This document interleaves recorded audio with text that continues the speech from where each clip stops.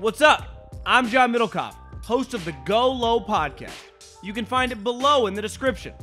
Also, you're watching this on the Volumes YouTube channel.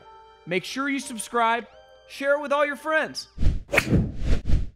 You know, I didn't want to touch on this, but I mean, it's one of the bigger stories in golf, and you and I were texting and talking about it earlier in the week. The LIV thing, and I saw Abe answer. He's basically announced without announcing he's going, and people think like, get ready, more names are going. You know, all these people and all these agents. I mean, it's the talk of golf. Just initial takes on LIV, the product, and just kind of where it's clearly heading with more and more. I mean, Abe Answer is the top 20 player in the world. Bryson, I know he's injured, but I mean, Bryson was a huge get for them a couple weeks ago or whatever. Does it feel like it's going to slow down? Your thoughts? It's a great question. I've talked to a lot of people about it, trying to gain some sort of perspective, understanding of what's happening. I mean, they have so much freedom in what they're going to do going forward. I mean, they had a 54-hole event, their first one, shotgun start. I don't think that's going to continue. I think they have to eventually go to 72 holes. They're going to stop the shotgun starts on, the weekend.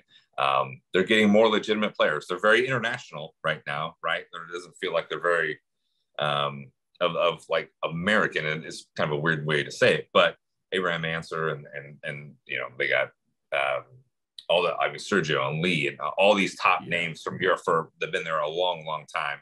I'm hearing, some South Americans might be coming over, but we'll see. We kind of just don't know. But the fields are getting better. They are going to get world ranking points. They're become a more legitimate of a tour. We'll see what the European tour does kind of going forward. I hear guys are going to be allowed to go to Germany, but they're not going to be allowed to play in the Scottish. I'm not sure how that works. It's really interesting. I think if they get through this whole year with 8 tournaments, I think they're going to be pretty excited, and they're going to see kind of where they end up going forward for next year. But I don't see them going away anytime soon. I think they're going to be here for the next few years. We'll see if they get a television contract, which I think they're going to get.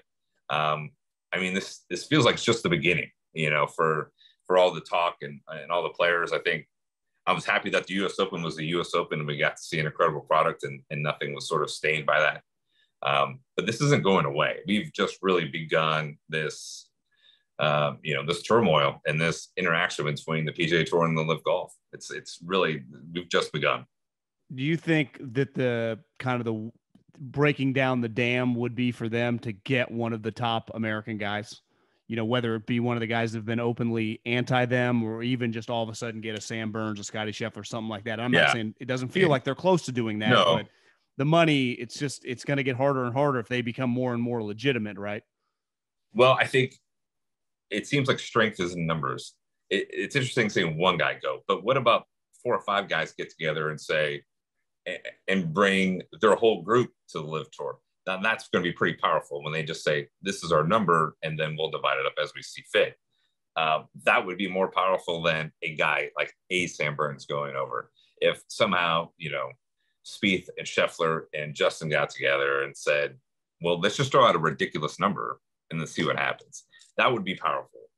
I think these little guys, one guy here, one guy there, that's okay. That the tour can kind of get through that. But if a big group comes together and says, hey, this is our number, it's astronomical, we'll see what we can get, and they get it, then that would be kind of an interesting story, interesting, kind of plot twist to what we're seeing. But I mean, the more tournaments they have, the more going forward, it's going to keep building for them. Well, I know they have one coming up, and they might have a couple before St. Andrews. Yeah. I know we take a lot of pride, like the U.S. Open, the media it feels like over there, I mean, they were just getting peppered in England. It's going to be a really big deal that week in St. Andrews with all the European media, right? Don't you think that's going to, these guys, especially that crew of guys, the Euros are some of their main group. It's only going to even come more to light, especially as more guys go that given week, which, St. Andrews, I know you've played it. It's got to be one of the more special places you can play golf, in a major tournament, right? It's unbelievable. It's the city, the town's right there behind you in this backdrop, this historic golf course with all these moments you can see in your brain and see in your mind, revisit. It's an incredible place. When you do get to play a British, St. Andrews is definitely a special place, because you get there early.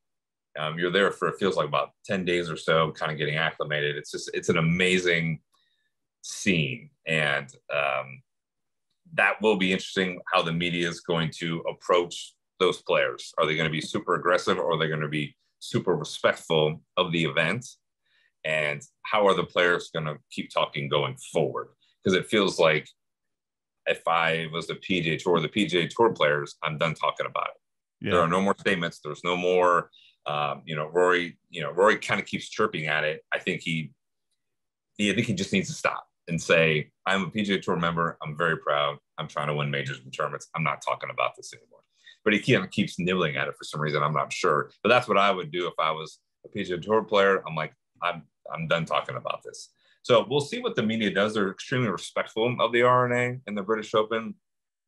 But, I mean, they could be really aggressive, and they could be really mean toward, Dustin and Abraham and Serge and Lee. I mean, they could go at them pretty hard if they want. So we'll see what happens. I could see both, and I could see, some players just saying, well, I'm not doing media this week. Just go ahead and find me. So I don't know. We'll see how it goes going forward. It's going to be pretty interesting. Are you guys obligated financially by the tour or by the tournament if they ask you to do the podium to do it? Kind of like in the NFL, they're mandated to talk once a week, or can you avoid it? I think you could turn it down. I mean, they always ask certain players to do it and stuff. Most guys do it when they're asked, right? Yes. Yeah. I mean, most everyone does it, but I think guys, would Phil decline? Yeah, I think he might. I think he's probably done talking about it. I think there's no. I think guys will talk, and I don't think they'll say anything. I think they'll just be like, "I'm here, gonna play in the British Open, and I don't really need to discuss anything further." There is going to be one guy who took this week off, who has been very, very supportive of the tour. He wears red on Sunday. Who's we all think is gonna be there, right? And that tournament is sacred to him. Who might have some takes and might have some things to say that week about this whole, because there'll be several events for him to have. I'm sure he's clicked on the YouTube and checked it out, right? Yeah, he's the best at it, right? He gets up there and he answers every question, but doesn't say anything. Were you surprised he turned down $700-800 million? Not really, because I'm sure he talked to them, but you never know what was being asked. And, Tiger's he's only going to do what he wants to do.